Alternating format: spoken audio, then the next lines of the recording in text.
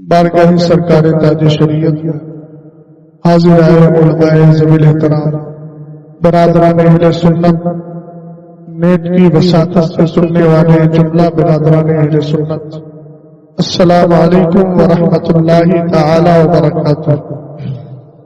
الحمد للہ الذی خلق السفل والعلا والصلاة والسلام على سيدنا ومولانا محمد المصطفى وعلى آله وأصحابه وأهل بيته وعلماء ملته وأولياء أمته أهل التقى والنقى، أما بعد فأعوذ بالله من الشيطان الرجيم، بسم الله الرحمن الرحيم، رضي الله عنهم ورضوا عنه، صدق الله العظيم وصدق رسوله النبي الأمين المتين المعين الكريم۔ میرے اور آپ کے لیے مشترکہ خوش نصیبی ہے کہ ہم اس وقت عالم اسلام کی عبقری شخصیت شہزادہ سرکار اعلی حضرت تاجدار اہل سنت سرکار مفتی اعظم حضرت علامہ مولانا مصطفیٰ رضا خان رحمت اللہ تعالی کی مقدس عرس کی تقریب میں شرکت کر رہے ہیں، اور اس پاکیزہ تقریب کی تکمیل کے لیے جس جگہ کا انتخاب کیا ہے وہ جگہ جہاں فیض کا سرچشمہ ہے وہیں علم کا بھی سرچشمہ۔ اس بارگاہ میں بیٹھ کر ہمیں علم بھی ملے گا، فیض بھی ملے گا۔ رب قدیر کی بارگاہ میں دعا کرتا ہوں مولا ہم سب کی حاضری کو قبول فرمائے۔ مجھ سے بیشتر آپ نے جماعت اہل سنت کے قدیم بزرگ اور زبردست خطیب حضرت علامہ مولانا عبد المصطفیٰ صاحب قبلہ ردولوی دام ظلہ علینا کی زبردست گفتگو سماعت کی، جو مختصر وقت میں خطوط حیات ہم سب کو دے کر چلے۔ اللہ تعالی حضرت کی عمر میں بے پناہ برکتیں عطا فرمائے، آمین۔ اور میرے بعد انشاءاللہ الرحمن قاطع شبہ کلیت حضرت علامہ مولانا انیس عالم شیوانی صاحب قبلہ کی بھی گفتگو سماعت کرنا ہے۔ تھوڑے سے وقت کے لیے میں حاضر آیا ہوں، ذرا محبت کے ساتھ بارگاہ نبی آل نبی میں درود و سلام پیش کریں۔ اللہ رب محمد صلی اللہ علیہ وسلم نحن عباد محمد صلی اللہ علیہ وسلم صلاۃ و سلام علیک یا رسول اللہ۔ ایک بار وہ درود پڑھ لیجیے جو آپ نماز میں پڑھتے ہیں، اللہم صلی علی محمد وعلی آل محمد صلی اللہ تعالی علیہ وسلم۔ بڑی ذمہ دار جگہ ہے، مرکز الدراسات الاسلامیہ جامعۃ الرضا کے معطر اساتذہ موجود ہیں، اور باہر سے تشریف لانے والے علماء اکرام طالبان علوم نبویہ موجود ہیں۔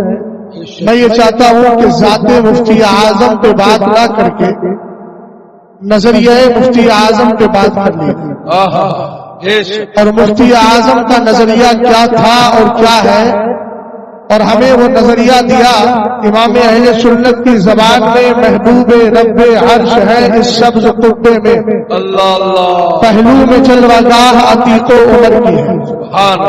ہم جماعت اہل سنت سے تعلق رکھتے ہیں، ہمارے نزدیک ایمان کے لیے دو چیزیں بہت ضروری ہیں، اور یہ میں نہیں کہتا، علامہ جلال الدین سیوطی جنہوں نے 75 بار بیداری کے عالم میں مصطفیٰ کریم کا دیدار کیا، انہی کی ایک کتاب ہے جس کا نام ہے احیاء البیت بفضائل اہل البیت۔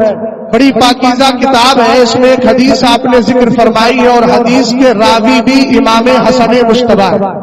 رسول کریم صلی اللہ تعالی علیہ وسلم نے ارشاد فرمایا، لکل شیء اساس و اساس الاسلام حب اصحاب النبی صلی اللہ تعالی علیہ وسلم وحب اہل بیتہ بولو صلی اللہ علیہ وسلم۔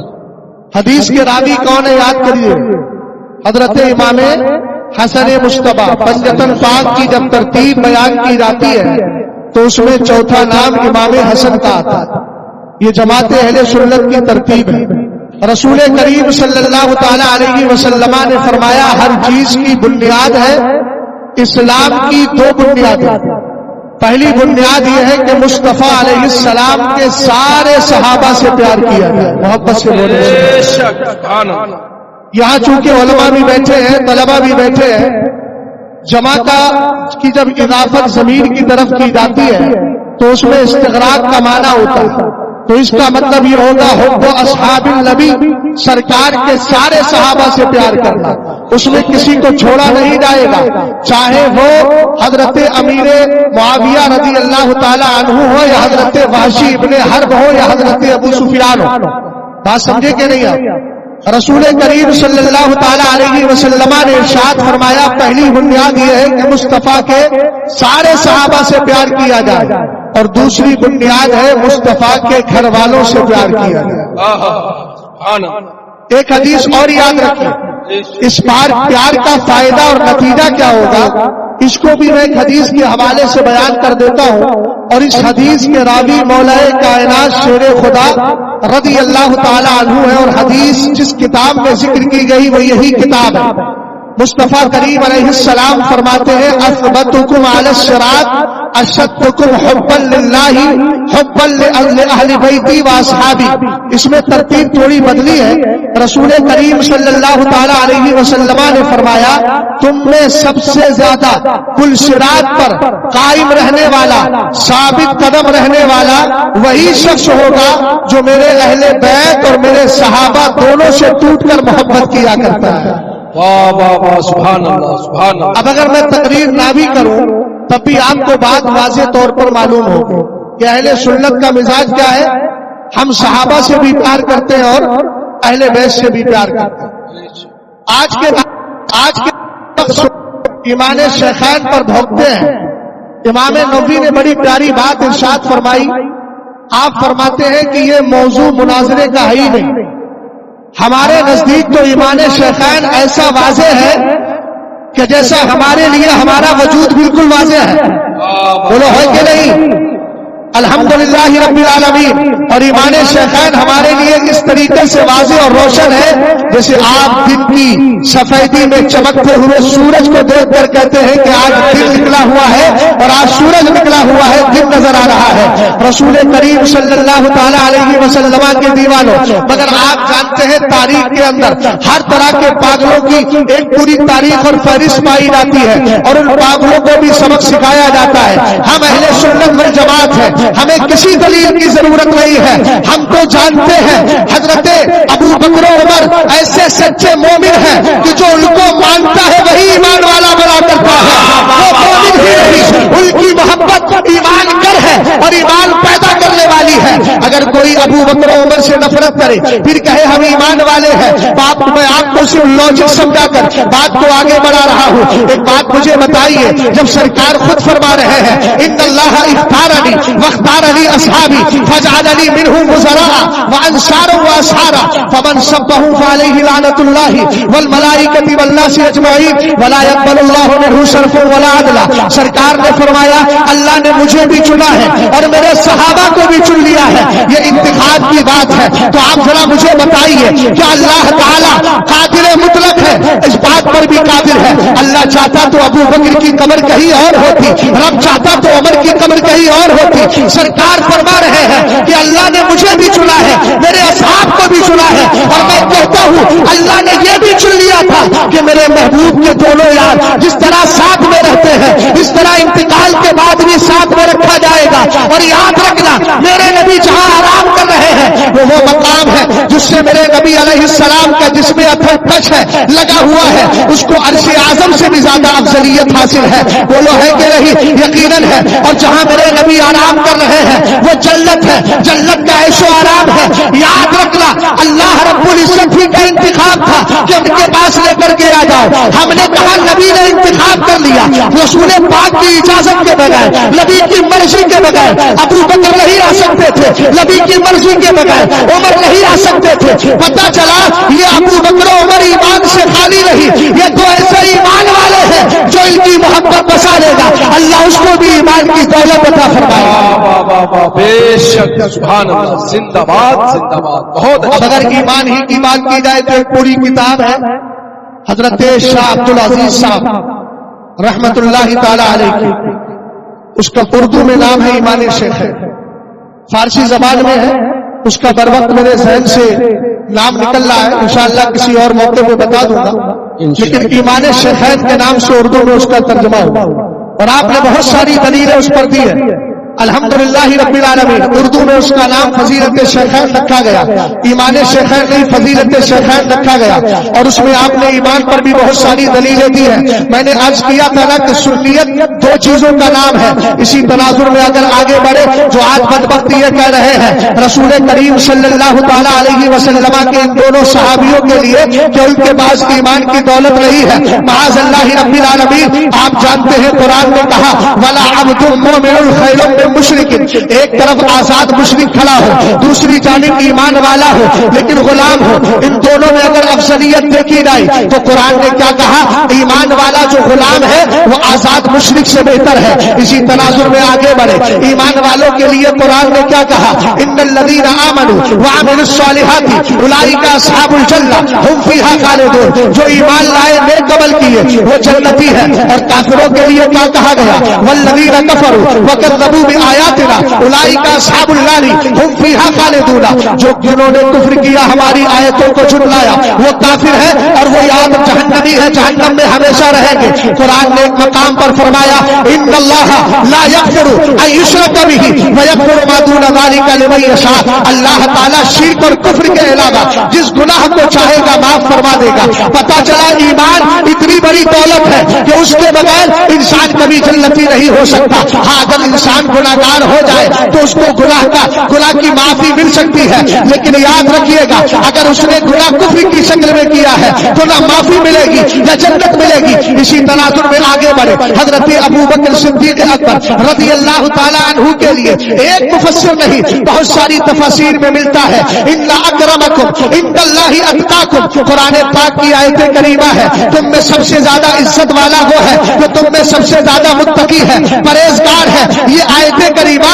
ابو بکر صدیق اکبر کے بارے میں اتری ہے۔ ابھی پیچھے میں نے بتایا کہ جو کافر ہوتا ہے اس کے پاس تو بالکل شرف ہے ہی نہیں، شرف ایمان والے کے پاس ہے، عزت ایمان والے کے پاس ہے، وقار ایمان والے کے پاس ہے۔ اگر اب بھی نہیں سمجھ میں آیا تو چلیے ہم چلتے ہیں۔ ایک غزوہ قریشی کے نام سے غزوہ ہوا ہے، اس میں انصار مہاجرین کے درمیان عبداللہ ابن ابی منافق نے جھگڑا کروانے کی کوشش کی۔ سرور کائنات کو پتا چلا، آقا کریم نے آ کر کے ان کے اختلاف کو دور کر دیا۔ یہ بدبخت یہ جملہ بولنے لگا کس سے؟ انصار سے، اگر تم نے مہاجرین کو اپنے یہاں جگہ نہ دی ہوتی تو آج یہ اونچی آواز میں تم سے بات نہ کرتے۔ اور اس نے کہا ہم ہیں عزت دار، یعنی انصار کو اور خود کو کہا، اور مہاجرین کو کہا معاذ اللہ یہ سب کے سب ذلیل ہے۔ کہا جب مدینے پہنچیں گے ہم نکال کے باہر کر دیں گے۔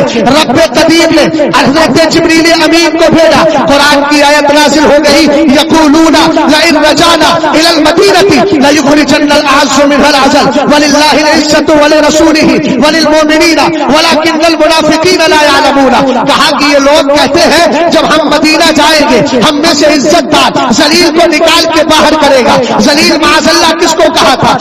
حضرات مہاجرین کو کہا تھا، لیکن اللہ رب العزت نے ارشاد فرمایا وللہ العزۃ ولرسولہ وللمؤمنین ولکن المنافقین لا یعلمون۔ قرآن نے کہہ دیا عزت اللہ کے لیے ہے، عزت رسول اللہ کے لیے ہے، عزت ایمان والوں کے لیے ہے۔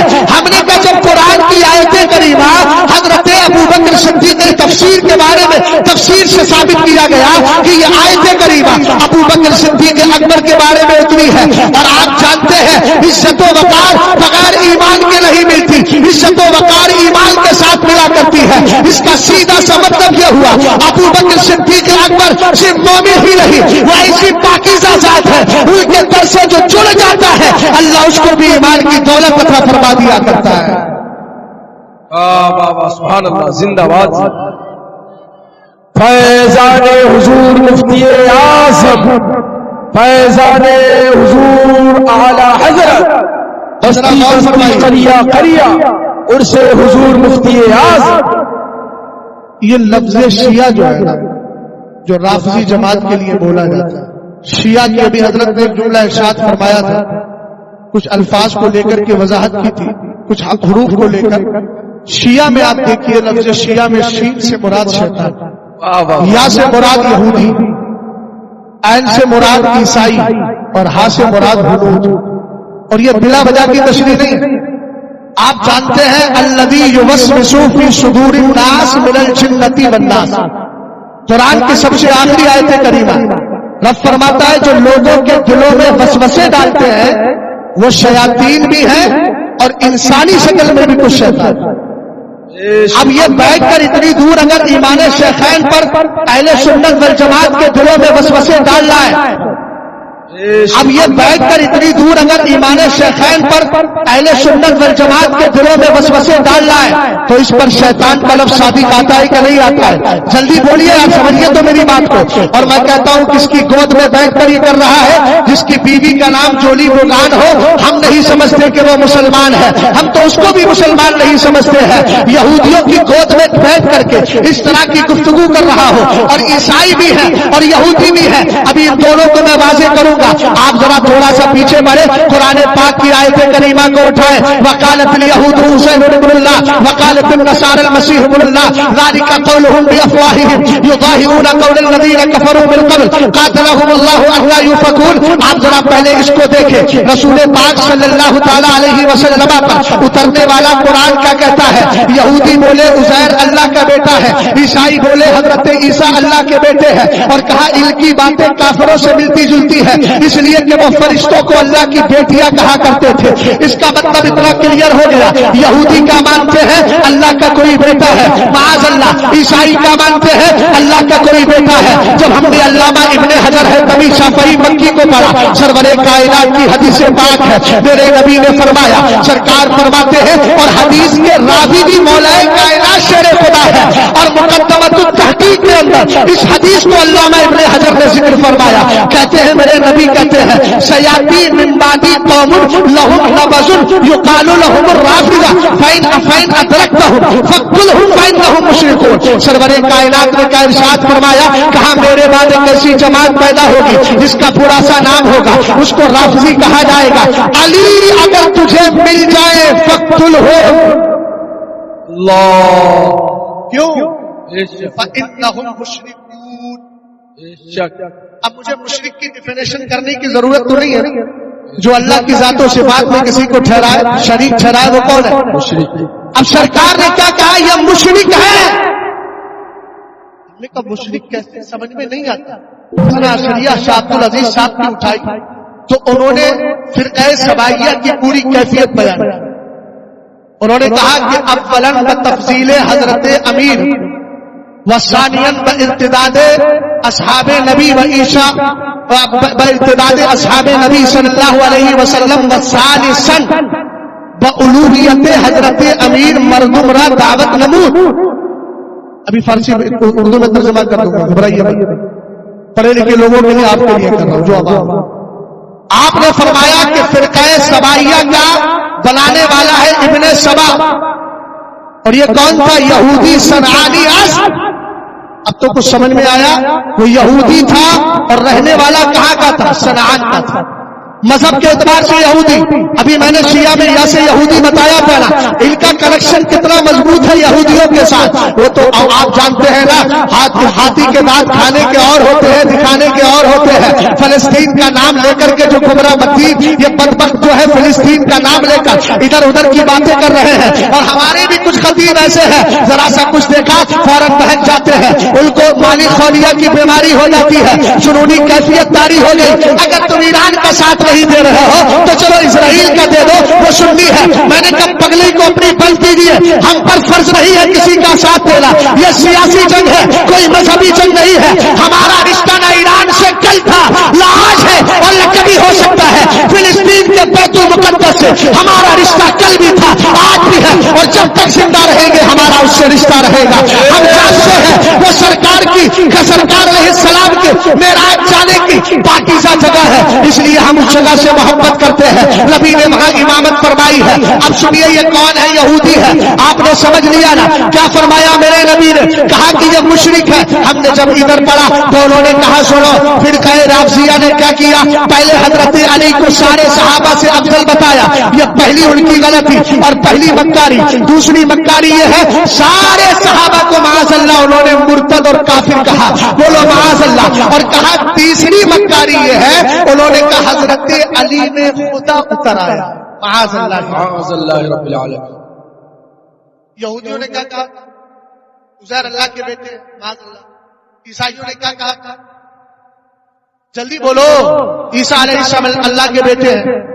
ہم نے جب مولا کائنات کی ایک حدیث اور پڑھی, مولا کائنات کہتے حضور نے مجھ سے فرمایا فی کا مثل من عیسیٰ, اے علی تیری مثال عیسیٰ کی سی ہے.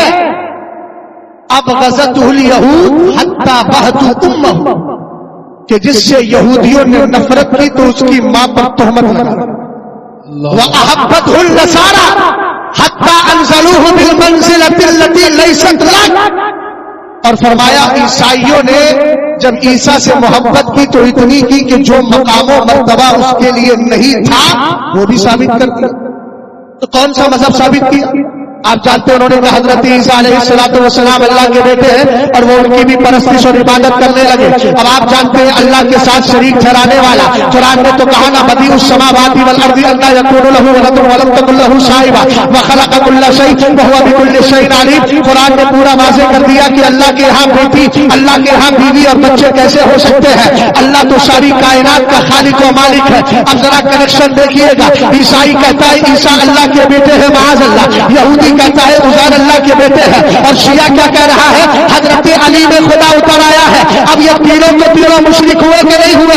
ذالک قولہم بافواہہم یظاہرون قول الذین کفروا من قبل. قرآن نے عیسائی اور یہودیوں کے قول کو کافروں کے قول کے مشابہ قرار دیا. اب یہی نظریہ اس نے لیا اور یہ کہنے لگے معاذ اللہ حضرت علی میں کون اتر آیا ہے؟ کہنے لگے معاذ اللہ خدا اتر آیا ہے. ہم نے کہا ہم سمجھ گئے تیرا کنیکشن مدینے والے سے نہیں ہے, تیرا تعلق مدینے والے سے نہیں ہے, تیرا تعلق یہودیوں سے ہے, عیسائیوں سے ہے, مدینے والے سے. اسی کا رشتہ ہو سکتا ہے جو اعلیٰ حضرت کی زبان میں کہے محبوب رب عرش ہے, اس سب خطبے میں پہلو میں جلوہ گاہ ہاتھی کو بے شک سبحان اللہ. زندہ باد زندہ باد. بہت اچھا سبحان اللہ. اتنا یاد رکھیے گا جتنے حضرت امیر معاویہ کے گستاخ ہیں ان کی اینڈنگ ہے رافضی, یہ پکے شیعہ ہوں گے, یہ پیٹیں گے. کچھ نے پیٹنا شروع کر دیا. صاحب کہنے لگے سینہ کیوں پیٹتے ہیں؟ میں نے کہا پیٹتا وہی ہے جس کے سینے میں درد ہوتا ہے, اور بغض صحابہ کا درد ان کو اتنا ستا رہا ہے مرتے وقت تک یہ پیٹتے رہیں گے, مرنے کے بعد فرشتے پیٹیں گے. بے شک. دوسری بات یہ ہے کہ سینہ پیٹا جاتا ہے غم کے لیے. غم وہ منائے جس کا مر گیا ہو میرا حسین, تو لوگ کے نیزہ پہ بھی قرآن کی تلاوت. بے شک زندہ باد زندہ باد. اچھا ایک بات اور ہے, مفتی گلزار صاحب قبلہ اگر پوچھ لیا جائے ان سارے حضرات سے کہ حضرت امام علی مقام نے شہادت کے بعد قرآن پڑھا تو سب کہیں گے قرآن کہتا ہے وَلَا تَقُولُوا لِمَن يُقْتَلُ فِي سَبِيلِ اللَّهِ أَمْوَاتٌ بَلْ أَحْيَاءٌ وَلَٰكِن لَّا تَشْعُرُونَ. آیت کریمہ بالکل صحیح جواب ہے, غلط جواب نہیں ہے, مگر میں تھوڑا سا دوسرے انداز سے سوچنے کی کوشش کر رہا ہوں اور آپ تک پہنچانے کی کوشش کر رہا ہوں. ایک مثال دے کر کے آپ کو سمجھاؤں. ہمارے پرنسپل صاحب قبلہ بیٹھے, ہم نے پوچھا حضرت کائے سے آئے؟ بولے میں کار سے آیا ہوں. میں نے کہا تک جائیں گے؟ کہنے لگے مدرسے تک. میں نے کہا مجھے بھی بٹھا لیجیے. جیسے ہی سودا گران سے نکلے دیکھا فوراً دولہ میاں کا مزار آیا, وہاں میں بھی نہیں اترا, یہ بھی نہیں اترے. آگے پہنچ گئے, قلعہ پار کیا اور اس کے بعد بدولیا پار کرتے کراتے سیویل, اس کے بعد پہنچ گئے سیدھے ہم کہاں پر. میں بھی اتر گیا. سب نے پوچھا میاں بیچ میں کیوں نہیں اترے؟ میں نے کہا سفر ہی یہیں تک تھا. ابھی آپ نہیں سمجھ پائے, سمجھ جائیں گے انشاءاللہ. میں نے کہا حسین قرآن پاک کی تلاوت روکے نیزہ پہ کیوں کر رہا ہے؟ وجہ یہ ہے کہ میرے نبی نے ارشاد فرمایا تھا نا انی تارک فیکم الثقلین ما ان تمسکتم به لن تضلوا بعدی ابدا ولن يتفرقا. ایک فرمایا کتاب اللہ حبل ممدود من السماء الى الارض وعترتی اہل بیتی ولن يتفرقا حتى يردا علی الحوض فانظروا کیف تخلفونی فیہما. سرکار نے فرمایا سنو دو چیزیں چھوڑ کر جا رہا ہوں, اہل بیت اور قرآن, اور فرمایا سنو یہ دونوں ایک دوسرے سے جدا نہیں ہوں گے. وَلَن يَتَفَرَّقَا, ہرگز جدا نہیں ہوں گے. ارے ہرگز کا مطلب یہاں پر جو نفیت تعبیدی ہے دائمی نفی ہے, کم سے کم قیامت تک تو ثابت ہوگی نا. لا حسن لا حسین اہل بیت نہ قرآن سے جدا ہوں گے, نہ قرآن اہل بیت سے جدا ہوں گے. کسی کے ذہن میں یہ خیال آ سکتا تھا حسین کی گردن کٹ گئی ہے, اب حسین پاک چونکہ اہل بیت میں ہے شاید قرآن سے الگ ہو گئے, مگر لوگ کے نیزہ پر قرآن پاک کی تلاوت کر کے گے. حسین نے اپنے عمل سے بتا دیا ابھی تو سفر مکمل ہوا ہی نہیں ہے، اس لیے کہ سرکار نے کہا ہے حتی یریدا علی الحوضہ، یہ دونوں حوض کوثر تک میرے پاس آئیں گے. ہم نے کہا حسین انتقال سے پہلے بھی قرآن کے ساتھ تھا اور بعد انتقال بھی قرآن کے ساتھ ہے، اس لیے کہ سفر مکمل نہیں ہوا، یہ سفر حوض کوثر پر مکمل ہوگا اور یہ دونوں جام دیں گے اسی کو جس کے دل میں شیخین کی محبت بیٹھی ہوگی. عظمت حسنین کریمین، عظمت حسنین کریمین، عرس نوری. اچھا قرآن کی آیت ہے والسابقون الاولون من المہاجرین والانصار والذین اتبعوهم بإحسان رضی اللہ عنہم ورضوا عنہ وأعد لهم جنات تجری من تحتها الانہار خالدین فیہا. یہ قرآن پاک کی آیت کریمہ ایک دلیل کے طور پہ دے رہا ہوں. وَإِذَا قِيلَ لَهُمْ آمِنُوا كَمَا آمَنَ النَّاسُ، یہ دوسری آیت کریمہ ہے جو ایمان شیخین کو واضح طور پر بتائے گی. تیسری آیت کریمہ فَإِنْ آمَنْتُمْ بِمِثْلِ مَا آمَنْتُمْ فَإِنْ آمَنُوا بِمِثْلِ مَا آمَنْتُمْ بِهِ فَقَدِ اهْتَدَوْا وَإِنْ تَوَلَّوْا فَإِنَّمَا هُمْ فِي شِقَاقٍ. قرآن پاک نے ہمیں واضح طور پر بتا دیا. تین دلیلیں آپ کے سمجھ میں آ گئی. حالانکہ ہم تو ایمان شیخین کو بغیر دلیل کے مانتے ہیں الحمدللہ رب العالمین، لیکن ان دلیلوں کے تعلق سے اپنے اساتذہ اپنے علماء سے پوچھ لیجئے گا، وقت مجھے اجازت نہیں دیتا. لیکن ایک جملہ میں نے عرض کیا ہے نا، کل قیامت کے دن کوثر کا جام ملے گا کس کو؟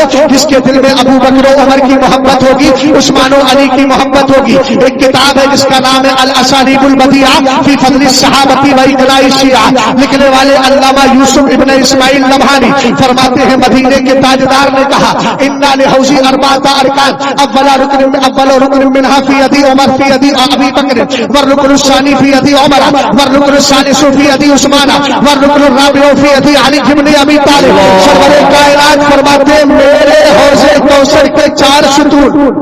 واہ واہ واہ واہ واہ سبحان اللہ. ہم نے کہا تو ترتیب بدلے گا کیسے؟ جب سرکار علیہ السلام نے ظاہری زندگی میں ایسے جملے ارشاد فرما دیے کہ جن اشاروں سے صحابہ نے سمجھ لیا ہے کہ ترتیب یہی ہے. کیا بات ہے سبحان اللہ. زندہ باد. سرکار نے فرمایا میرے حوض کوثر کے کتنے ستون ہیں؟ 4. جلدی بولو. 4. پہلا ستون ابو بکر کے ہاتھ. سبحان اللہ. ایسے بولیں گے اظہار زندگی کیجیے بھائی، محبت سے بولیے. فرمایا پہلا ستون ابو بکر کے ہاتھ میں، دوسرا عمر کے ہاتھ میں، تیسرا عثمان کے ہاتھ میں، چوتھا علی کے ہاتھ میں. اچھا اگلے جو جملے ہیں نا فمن احب ابا بکر وابغض عمر لم یسقه ابو بکر. فرمایا اگر کوئی ابو بکر سے پیار کرے مگر میرے عمر سے نفرت کرتا ہے نا تو ابو بکر بھی اس کو کوثر کا جام نہیں دے. سبحان اللہ. اس کا مطلب یہ ہے کہ ابو بکر کی محبت اسی وقت کمپلیٹ ہوگی جب عمر سے پیار کر لیا جائے. بے شک. سبحان اللہ. اور آگے فرمایا ومن احب عثمان وابغض علی، اگر کسی نے عثمان سے پیار کیا مگر علی سے نفرت کی نا، اس لیے کہ ہم نہ ناسبی ہیں نہ خارجی ہیں نہ ہم رافضی ہیں، ہم امت وسطا لتکونوا شہداء علی الناس کا تاج پہنے ہیں. الحمدللہ ہم اہل بیت سے بھی پیار کرتے ہیں اور بفضلہ تعالی صحابہ سے بھی پیار کیا کرتے ہیں. رسول کریم صلی اللہ علیہ وسلم نے فرمایا اگر کوئی عثمان سے پیار کرتا ہے مگر علی سے نفرت کر رہا ہے لم یسقه عثمان بھی اس کو کوثر کا جام نہیں دیں گے. ومن احب علی وابغض عثمان، یاد رکھو یہاں بھی کلیئر ہو گیا. فرمایا اگر کوئی علی سے پیار کرتا ہے مگر میرے عثمان سے نفرت کر رہا ہے، ہم نے کہا عثمان علی کی نفرت اس کو کہاں تک لے کر جائے گی؟ فرمایا لم یسقی علی بن ابی طالب، علی بھی اس کو کوثر کا جام نہیں دیں گے. ہم کہتے ہیں بھائی جب عثمان کی محبت دل میں نہ ہو تو کوثر کا جام نہیں ملتا. تو عثمان کو وہ ہے جنہوں نے بیعت کی ہے عمر فاروق اعظم کے ہاتھ پر، ان کی محبت کے بغیر کیسے جام ملے گا؟ اور عمر اور عثمان و علی تو وہ ہے جنہوں نے بیعت کی ہے حضرت ابو بکر صدیق اکبر کے ہاتھ پر. اور میں یہ سند مولا کائنات کی دے رہا ہوں، یہ کہتے ایمان کی بات. ہم نے کہا دیکھ تو صحیح مولا کائنات کا فرما رہے ہیں. فلما قبض، کتاب کا نام ہے غایت التحقیق فی امامت العلی والصدیق، لکھنے والے امام احمد رضا خان. اور کتاب میں آپ نے جس کے حوالے سے یہ حدیث لکھی ہے وہ امام دارقطنی ہے. فرماتے ہیں میرے نبی علیہ الصلوۃ والسلام کا جب انتقال ہوا، حضرت علی کہہ رہے ہیں فلما قبض رسول اللہ صلی اللہ تعالی علیہ وسلم، جب نبی کا وصال پاک ہو گیا، نظرنا فی دنیانا، ہم نے خلافت کے بارے میں سوچا. یہ میرے جملے نہیں، شیر خدا کے جملے ہیں. عبد الرزاق نامی منصف شیعہ نے کہا تھا، اور یہ منصف میں اس لیے بول رہا ہوں کہ میرے امام نے رد الرفضہ کے اندر اس کو منصف کے لفظ سے یاد کیا ہے، اور انصاف دنیاوی اعتبار سے ہے. اور انہوں نے جس کتاب سے لیا ہے وہ ہے آپ کی الصواعق المحرقہ. وہ کہتے ہیں کہ ایک رافضی کہتا ہے میں ابو بکر کو پہلا خلیفہ اس لیے مانتا ہوں. سن لے ساری رافضیت، تم حضرت علی کی محبت میں بھی جھوٹے ہو، اس محبت کا تم دعویٰ کرتے ہو. اس نے کہا میں ابو بکر کو پہلا خلیفہ اس لیے مانتا ہوں کہ مجھے علی سے محبت ہے، اور علی نے پہلا خلیفہ مان لیا ہے. سبحان اللہ. سرکار تاج الشریعہ فرماتے ہیں ذکر اور شکر دل سے جو کیا جائے وہ شکر ہے، زبان سے کیا جائے ذکر ہے، اور کھوپڑی ہلا کر کیا جائے نہ ذکر ہے نہ شکر ہے. اس کو کہوں گا یہ بھی نہیں وہ بھی نہیں. تو ایسا مت کیجیے، آپ کسی درجے میں تو آئیے نا. ذکر کر لیجیے، شکر کر لیجیے، مگر ذکر کریے، چونکہ قادریوں کے ہاتھ ذکر بالجہر کی بڑی قیمت. بے شک. سمجھ گئے آپ؟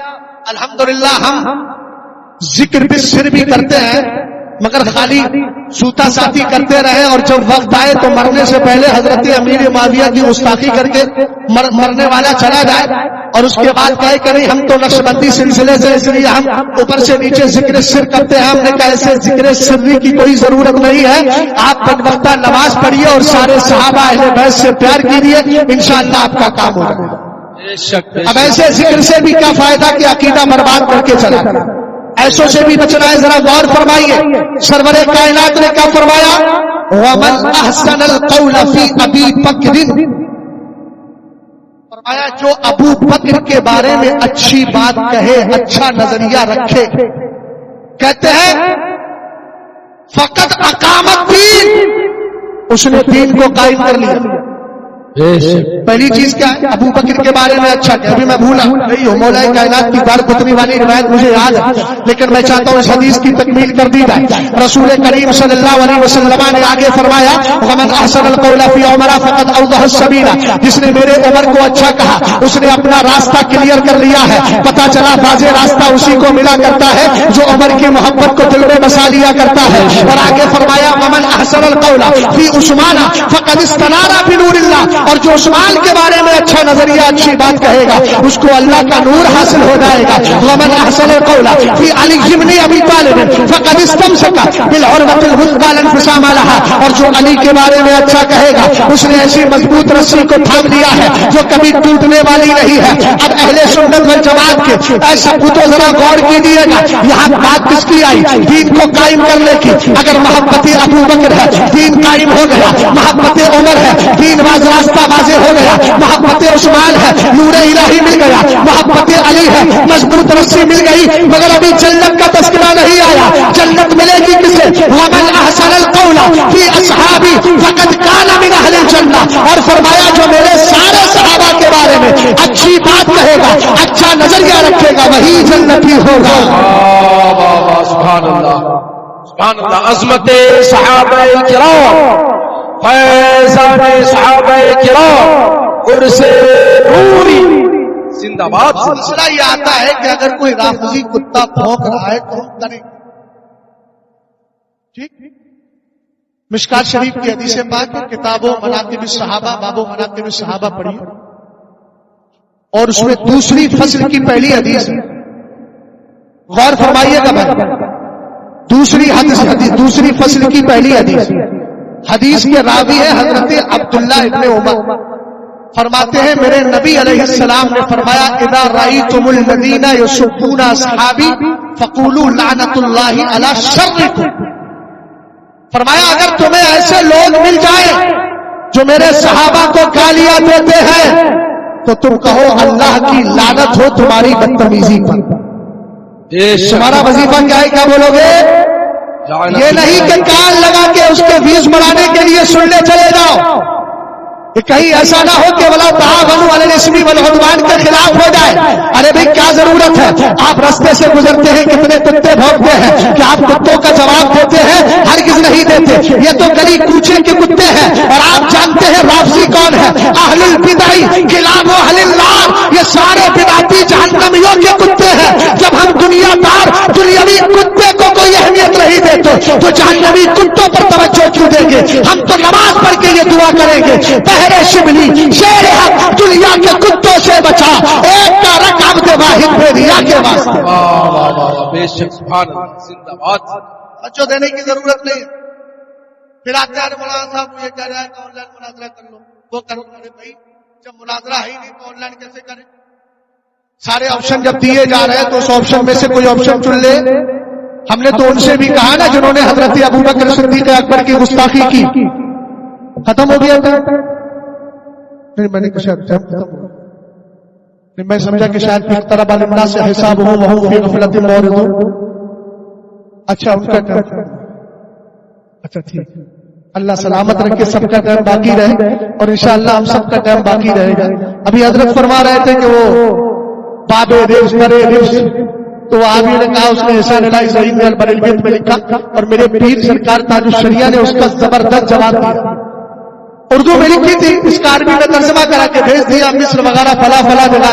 سرکار تاج الشریعہ نور اللہ مرقدہ نے پوری کتاب لکھ دی میراث النجدیہ بجواب البریلوی، اور زبردست عربی لکھ کر کے اور زبردست عربی میں جواب دیا اور عربوں کو سمجھا دیا کہ اہل سنت والجماعت کی پاکیزہ ذات کا نام، اہل سنت کی پاکیزہ ذات کا نام امام احمد رضا خان ہے، اور ان کا مسلک کوئی نیا مذہب و مسلک نہیں ہے۔ ان کا مذہب و مسلک کیا ہے؟ وہ ان کا قادیانیوں سے کوئی تعلق نہیں ہے، چونکہ تہمت قادیانیت کی لگائی تھی امام اہل سنت فاضل بریلوی رضی اللہ تعالیٰ عنہ پر۔ سرکار تاج الشریعہ نے زبردست جواب دیا اور بتا دیا ہم قادیانیت کو پہلے بھی کافر مانتے تھے، آج بھی کافر مانتے ہیں، اس لیے کہ ہمارا عقیدہ کیا ہے؟ خلق سے اولیاء، اولیاء سے رسول اور رسولوں سے اعلیٰ ہمارا نبی۔ قرن و بدلی رسولوں کی ہوتی نہیں، چاند بدلی کا نکلا ہمارا نبی، ہم سرکار کو آخری نبی مانتے ہیں۔ بہرحال میں عرض کیا کر رہا تھا، رسول کریم صلی اللہ تعالیٰ علیہ وسلم کے دیوانوں، اس طرح کی جب باتیں آئے نا تو پھر آپ اپنے آپ کو دور بچائیے۔ سرکار نے کیا فرمایا؟ آپ فرماتے ہیں یکون فی آخر الزمان دجالون کذابون یاتونکم من الاحادیث بما لم تسمعوا انتم ولا آباؤکم فإیاکم وإیاہم لا یضلونکم ولا یفتنونکم۔ حضور نے فرمایا سنو، میری امت میں اخیر زمانے میں دجال پیدا ہوں گے۔ دجل کا معنی کیا ہوتا ہے؟ مکر و فریب۔ اب وہ کیا کہتا ہے؟ وہ کہتا ہے میں تو اہل سنت کی کتابوں سے ہی کفر شیخین ثابت کر رہا ہوں معاذ اللہ۔ اب سب سے بڑی پریشانی کیا ہے؟ 7 سمندر دور جو بیٹھا ہے، ہم کہتے ہیں جب سامنے دھول جھونک دی جاتی ہے، جھارکھنڈ کے مناظرے میں آپ نے نہیں دیکھا بدبودار طاہر قیابی بیٹھا ہے، اعلیٰ حضرت کی کتاب تھی لال رنگ کا، بولا یہ بریلویوں کا لال ایٹم بم ہے، اور اس میں ایک عبارت پڑی۔ اب سب لوگ پریشان، علماء اہل سنت کی، یار اعلیٰ حضرت نے ایسے کیسے لکھ دیا؟ کسی کی نظر پڑی تو کمبخت نے الگ سے کاغذ کے ٹکڑے میں اپنی طرف سے عبارت لکھ کے کتاب کے اندر رکھے ہوئے تھے۔ پھر کسی نے نظر پڑ گئی، انہیں کتاب ادھر لائی، کتاب جب لائی گئی تو اس کے بعد ذلیل ہوئی۔ ہم نے کہا بھائی وہ کتاب آپ کو دکھا رہا تھے کہ تیری بخاری ہے، اور کتاب کی جب اسکرین پر حدیث ڈالی تو الاصول من الکافی کی ڈال دی، اس نے جو ہے فروع الکافی کی ڈال دی، روضۃ الکافی کی ڈال دی، بہار الانوار ملا باقی مجلسی کی ڈال دی، اس نے اسی طریقے سے کلیبی کی کتابیں اٹھا لی، محمد ابن یعقوب کلیبی جو اس کے یہاں معتبر شیعہ ہے اور جو اس کے پیشوا ہے، ان کی کتاب سے اٹھا کر دکھا دیا۔ اب یہاں تلاش کرتے رہو آپ، لیکن یاد رکھو جس دن علماء اہل سنت کے، یہ میں اپنے لیے نہیں کہتا، یہ سارے علماء اہل سنت جو بیٹھے ہیں، میں تو کہتا ہوں حق کا، اگر حقدار اہل حق میں ایک بچہ بھی کسی کے سامنے آ جائے، اس کے پاس چاہے علم کم ہو یا زیادہ ہو فرق نہیں پڑتا، اس لیے کہ تائید ہمیشہ حق کی ہوا کرتی ہے۔ الحق کو یالو ولا یولا، ہمارے کسی بھی سنی عالم کے ساتھ وہ کیا اس کا باپ بھی اگر اٹھ کے آ جائے گا بیٹھ نہیں سکتا ہے، اس لیے کہ ہم جانتے ہیں دور سے بیٹھ کر مکر و فریب کرتا رہے، لیکن جب سامنے آئے گا تو سرکار نے کہا تھا نا یسر تو پھر روب کے ذریعے میری مدد کی گئی ہے، اس روب کا حصہ شیعوں کو نہیں ملا ہے، بریلویوں ہی کو ملا ہے۔ اچھا حضور نے تو بتایا تھا نا پہلے یہ لوگ کریں گے، سرکار سے کچھ چھپا ہے؟ ادھر دیکھ رہے ہیں آپ جنید بھائی، یہ پتہ نہیں جنید کس سے ہوں گے، تصویری ہوں گے، 12 اب پورا لشکر ہے، چھوٹا لشکر، تو آپ مجھے دیکھیے دھیان سے غور فرمائیے گا۔ حضور علیہ السلام نے ایک حدیث میں جب یہ فرمایا تھا نا کہ ایک ایسی جماعت پیدا ہوگی، میں نے ایک جملہ بولا تھا ان کے چینلوں پہ جا کے سننے کی ضرورت نہیں ہے. سرکار نے کیا فرمایا؟ دجال پیدا ہوں گے، ایسی باتیں لے کر آئیں گے جو نہ تمہارے باپ نے سنی ہوگی، نہ دادا نے سنی ہوگی، نہ تم نے سنی ہوگی. حضور کیا کرنا فرمایا؟ فَإِيَّاكُمْ وَإِيَّاهُمْ، ان سے بچ کے رہے. اب کوئی کہے گا یار وہ تو 7 سمندر پار بیٹھا، ہمیں کیا اس سے بچ کے تو ہے. میں نے کہا بچنے کا مطلب یہ بھی ہے کہ اس کے چینل پہ جا کے سنیے مت، اس لیے کہ دماغ آپ کا بہت چھوٹا ہے. خدا نہ کرے کوئی گندی فکر آ جائے اور اس کے بعد ایمان برباد ہو جائے. یہی تو ہو رہا ہے نا، جتنے رافضیوں کو سن رہے ہیں سب وہی بدبخت ہوتے چلے جا رہے ہیں. اللہ رحم فرمائے، ابھی امروہہ کی سرزمین پر 20 لوگوں نے رافضیت کو قبول کیا العیاذ باللہ، اور اس کے تلتل میں پھنس گئے. میں جماعت اہل سنت کے سارے علماء سے عرض کروں گا، آپ جانتے ہیں ایک وہابیت نے سر اٹھایا تھا آج تقریباً 150 سال، اور اگر محمد ابن عبد الوہاب نزدی سے لیا جائے تو 300 سال ہو گئے ہیں. آج بھی ہمارے سنی اس کو چھیل رہے ہیں، اس کے لیے لڑ رہے ہیں. وہ تو اللہ رحم و کرم فرمائے ہمارے آقاؤں پر، حضرت سرکار مفتی اعظم پر، جنہوں نے الموت الاحمر لکھ کر کے بد عقیدہ وہابیوں کے پوری طریقے سے تلئی کھول دی ہے. اللہ کرم فرمائے حضور شیر بشیر اہل سنت پر، جنہوں نے مناظرے کر کے ہماری سنیت کو بتایا ہے. اللہ رحم و کرم فرمائے سرکار صدر العلماء پر، سرکار صدر الشریعہ پر، ان بزرگوں نے کام کیا. بات کے علماء میں چاہیے علامہ ارشد القادری پر، حضرت مشتاق نظامی صاحب رحمۃ اللہ تعالی علیہ اجمعین پر، ان سب نے احسان کیا ہے. آج کے دور میں یہ رافضی فتنہ اٹھا ہے، اور میں شکوہ نہیں کرتا کہ آپ نے بچوں کو رافضیت کے بارے میں پڑھایا کیوں نہیں، کتابوں کو آپ نے بتایا کیوں نہیں. اعلیٰ حضرت نے بہت کچھ لکھا ہے. محمد علی نقشبندی نے ایک نہیں تقریباً 7-8 ہزار صفحات لکھ دیے ہیں. بس میں تحدیث نعمت کے طور پہ کہہ رہا ہوں. ابھی 9 تاریخ کو میں حیدرآباد کی سرزمین پر گیا. عرشی کتاب گھر میں صرف اس لیے گیا تھا کہ رافضیت کی کتابیں لوں. الحمدللہ رب العالمین کئی ہزار کی کتابیں خریدی، اور اس وقت میری آنکھیں کھلی کہ ہم پڑھ نہیں پا رہے ہیں. رافضیت کے گھر میں جا کر اس کے شر کو دفن کرنے کے لیے ہمارے بزرگوں نے اتنی کتابیں لکھی ہیں کہ جس دن ہمارے بچے صرف ان کتابوں کو پڑھ کے منظر عام پر آئیں گے اور آکلی کوچوں میں جا کر دعوت و تبلیغ کریں گے، رافضیت کا فتنہ مٹ جائے گا. مگر یاد رکھنا، کوئی بھی فتنہ اٹھتا ہے کم سے کم 101 صدی تک وہ چلتا ہے. اب جماعت اہل سنت کے سارے علماء کان کھول کر سنے، بچوں کو صرف ہم درس نظامی کی چند کتابوں میں محدود نہ کرے، ان کو محدود نہ کرے. اب ضرورت ہے اس بات کی، جہاں آپ نے تواقیت اربع کی تہذیب الناس کے نظر کتابیں پڑھوائی ہے، آپ نے حفظ الایمان کے نظر کتابیں پڑھوائی ہے، براہین قادیہ کے نظر آپ نے کتابیں پڑھوائی ہے، آپ نے تقویت الایمان کے نظر اپنے بزرگوں کی کتابیں دی ہے. اب رافضیت کا فتنہ اٹھ گیا ہے. آنے والا وقت وہابیت و دیوبندیت سے مناظرے کا کم ہوگا. اب شیعہ تمہارے سامنے آئے گا، تم سے باتیں کرے گا، تاریخ کے حوالے دے کر تمہارے عقیدے کو خراب کرے گا. لیکن یاد رکھنا، اگر کوئی تاریخ کا حوالہ دے کر کسی صحابی کے خلاف بھوکے تو کہنا تاریخ امتی کی ہے، حدیث مصطفیٰ کی ہے. ہم تاریخ کے مقابل مصطفیٰ کی حدیث کو چھوڑ. ایک کتاب ہے القول الصواب فی معرفت الاصحاب، لکھنے والے سید جلال الدین شاہی بخاری، سرکار شاہ عالم احمد آباد، ان کی 8ویں پشت کے بڑے زبردست عالم دین سید زادے. انہوں نے صاف لکھا ہے کہ اگر کوئی رافضی تاریخ کے حوالے دے کر اور صحابہ کے خلاف زبان درازی کرے تو اس سے کہنا کہ صحابہ کی عظمت میں مصطفیٰ کی احادیث مشہورہ موجود ہے، اور کچھ احادیث متواترۃ المعنی ایسی احادیث موجود ہیں، اور قرآن کی آیتیں بھی موجود ہیں. اس لیے ہم اللہ کے فرمان اور نبی کے فرمان کے مقابل کسی امتی کے قول کو کوئی حیثیت نہیں دیتے. بات سمجھ میں آئی؟ ہاں، اس لیے اب چم کر کے سرکار نے پہچان بتائی تھی ان کی.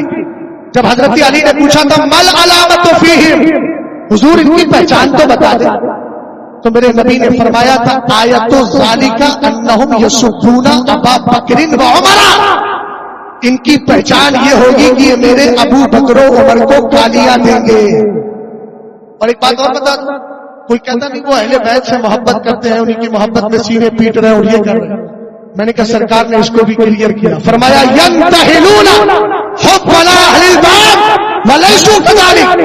فرمایا یہ سب اس جملے کو ذرا دھیان سے سننا، گفتگو ختم کر رہا ہوں، دھیان سے جملے. فرمایا یہ سب اس جملے کو ذرا دھیان سے سننا، گفتگو ختم کر رہا ہوں، دھیان سے جملے. میرے اہل بیت اور صحابہ دونوں سے ٹوٹ کر محبت کیا کرتا ہے، اس لیے صحابہ کے خلاف ایک بھی جملہ مت سننا، صحابی کوئی بھی ہو. ارے بھیا صحابی تو وہ ہے، ایک جملہ عرض کر کے بات کو اختتام کی طرف لے کر کے جا رہا ہوں. لوگ کہتے ہیں حضرت امیر معاویہ کے خلاف. ابھی یہاں بیٹھے ہیں مولانا گلزار صاحب جو اس وقت ماشاء اللہ جامع لبالب سے سیراب ہو رہے ہیں. ان کے سامنے ایک شاگرد آیا اور کہا بیٹا کل سے کتاب لے کر کے لانا، کہا ساتھ میں کاپی بھی لانا، قلم بھی لے کر کے لانا. کہا حضرت کیا کریں گے؟ کہا املا کراؤں گا. انہوں نے کہا ٹھیک ہے املا کرا دیا. مولانا شاہد صاحب نے بھی اپنے شاگرد سے کہا کہ آؤ بیٹا میں تمہیں املا کراؤں گا. جیسے ہی املا کرایا انہوں نے کہا ہندوستان کے حالات. حضرت علامہ مولانا عمار صاحب قبلہ میں بڑی توجہ آپ کی چاہتا ہوں. کیا کہا؟ بیٹا لکھو ہندوستان کے حالات. ڈاکٹر صاحب ہندوستان کے حالات کا لکھ لیا انہوں نے. لکھنے کے بعد اب بچے کا چہرہ، بچے کی نظریں کس کے چہرے پر ہوتی ہے؟ جلدی بولو یار، کس کے چہرے پر؟ استاد کے چہرے پر. دوسرا جملہ بولا، لکھ دیا پھر استاد کے چہرے پر. ہم نے کہا اگر سرکار کا کوئی صحابی پوری زندگی میں ایک بار اگر نبی کو دیکھ لے اس کا کمال کیا ہے؟ لا تمس النار مسلما رآنی اور آمن رآنی. سرکار فرماتے ہیں جہنم کی آگ میں اتنی ہمت نہیں، جلانا تو دور کی بات، ٹچ نہیں کر سکے اس بندے کو، اس مسلمان کو جس نے ایمان کی حالت میں میرا چہرہ دیکھ لیا ہے. جب ایک بار دیکھنے والوں کا یہ کمال ہے تو امیر معاویہ تو وہ ہے جو قرآن کی آیتیں لکھتے تھے اور ایک محفل میں بار بار مصطفیٰ کا چہرہ دیکھا تھا. زندہ باد زندہ باد. بہت اچھا حضرت، سبحان اللہ. آخری بات سبحان اللہ. اللہ بے شک. اگر کوئی حضرت امیر معاویہ کے خلاف ہوگے تو اس سے ایک ہی جملہ کہنا ہم اہل بیت کے فضائل تو اس سے سننا چاہتے ہیں دلائل کی روشنی. مولانا گلزار صاحب قبلہ یہ بہت قیمتی جملہ ہے. کبھی کبھی بے قیمت لوگ بے قیمتی باتیں بولتے ہیں، ہے نا؟ غور فرمائیے. حضرت امیر معاویہ رضی اللہ تعالیٰ عنہ کی گستاخی کرے تو اس سے اتنا بولنا، کہنا کہ ہم اہل بیت کی تعریف سننا چاہتے ہیں دلائل کی روشنی. ٹھیک ہے بیٹھیے، جو اہل بیت سے محبت کرنے والے علامہ صاحب قبلہ کی توجہ چاہتے ہیں. اور کیا کہا گا وہ قرآن کی آیت ہے انما یرید اللہ لیذھب عنکم الرجس اہل البیت ولا اسلکم علیہ اجرا الا المودۃ فی القربى. جیسے ہی علامہ انیس صاحب قبلہ یہ جملہ اپنی آیت کریمہ پڑھے فوراً اس بدبخت کے منہ پہ ہاتھ رکھو، کہو بدبخت اگر فضائل اہل بیت بیان کرنا ہے قرآن سے تو ایسے قرآن کی آیتیں لے کر آ جس کا لکھنے والا امیر معاویہ نہ ہو. اس کو تو امیر معاویہ نے لکھا ہے. ارے جس صحابی سے تو چڑھتا ہے اسی کے لکھے ہوئے مقدس قرآن سے دلیلیں لے کر کے آتا ہے. اگر تو اس سے دلیل لانا چاہتا ہے تو امیر معاویہ کی بارگاہ میں جا کر گستاخیوں سے توبہ کر اور پھر اس کو ملتمت کی شکل میں کہہ میں مجرم ہوا تھا، مجھے ساتھ لے لو کہ راستے میں ہے جا بجا والے السلام.